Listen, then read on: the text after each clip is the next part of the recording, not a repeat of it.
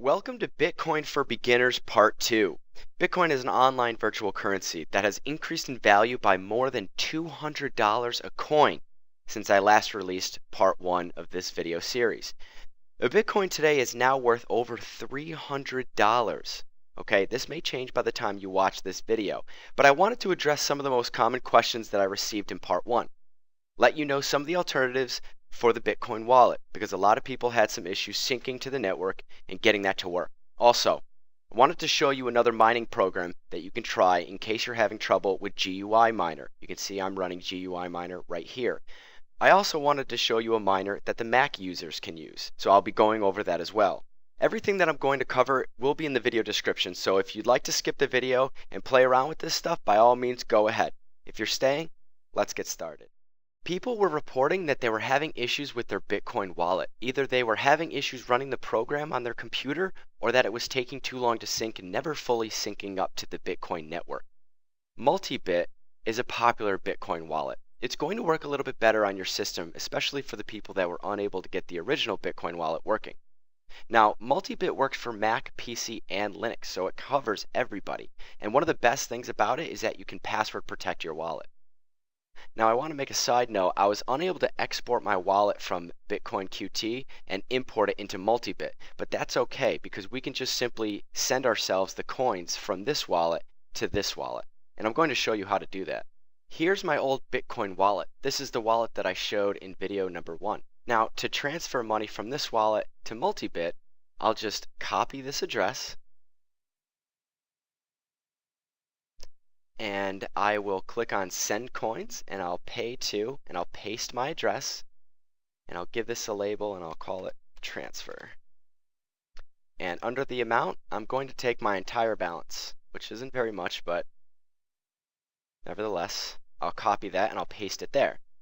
And this is going to be in Bitcoin. And then I'll click on the send button. Are you sure you want to send to the following address? Yes. Okay, we get a little notification down here, gives us the date, the amount, it's a negative.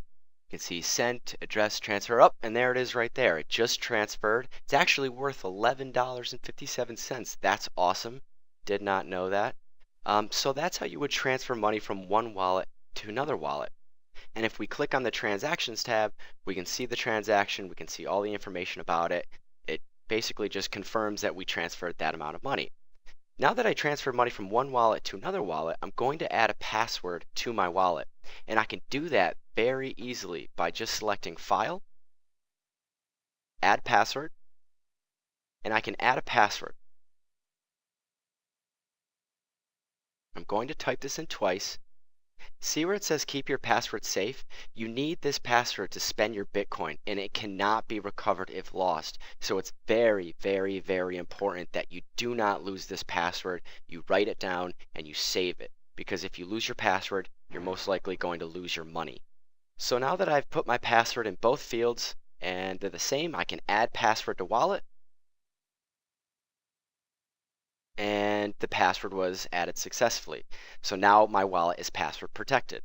Moving forward, because a lot of people were having issues getting their miner program to work, I'm going to show you an alternative mining program that will work for Mac and PC. Now, we have CG Miner and Diablo Miner. They both work for Mac and PC, but for some reason I was unable to get Diablo Miner to work. But the Mac guys, I would suggest trying this anyways. Now, I'm going to show you CG Miner. It's not as nice looking as GUI Miner, but it'll get the job done and it's a great alternative if you can't get GUI Miner to work, especially if you're on a Mac.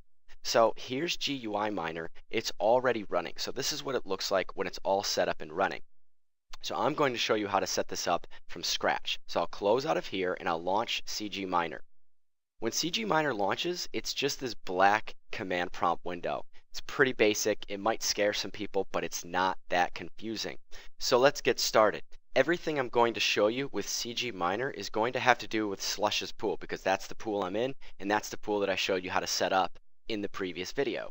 So it's asking us for a URL and the URL for Slush's pool is the following: stratum.bitcoin.cz:3333 we just click on enter. It's going to ask us for a username. Now it's not asking us for the username to log in, it's asking us for the worker login and password. So I've already logged into my account here at mining.bitcoin.cz. I've already created my workers, and I'm going to type in this information for the username.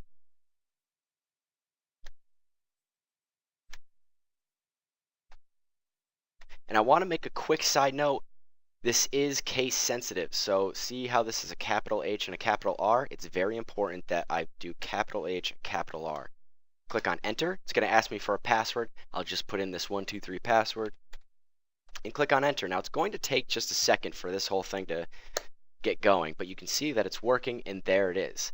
Now our miner is up and running, and you can see that we have some information displayed here, and it's just a little difficult to see, but it is all here. So we can see our GPU, we can see what our mega hash or kilohash per second is. Right now I already have GUI miner running, so this isn't really going to do much for me.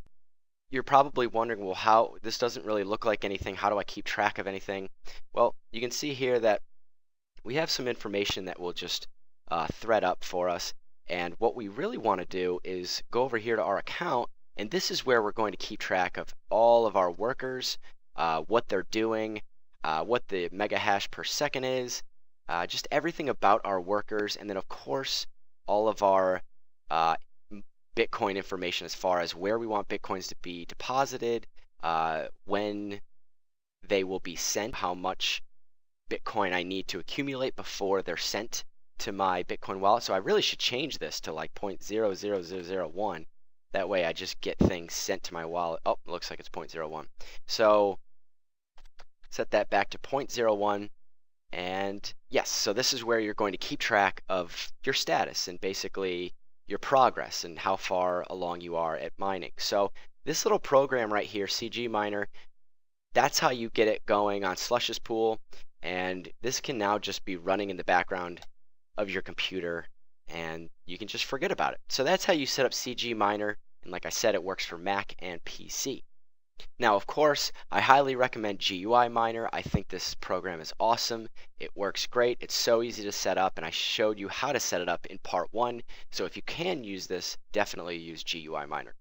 So that wraps up part 2 of the Bitcoin for Beginners video series. In part 3, I'll be going over pools in a little bit more detail.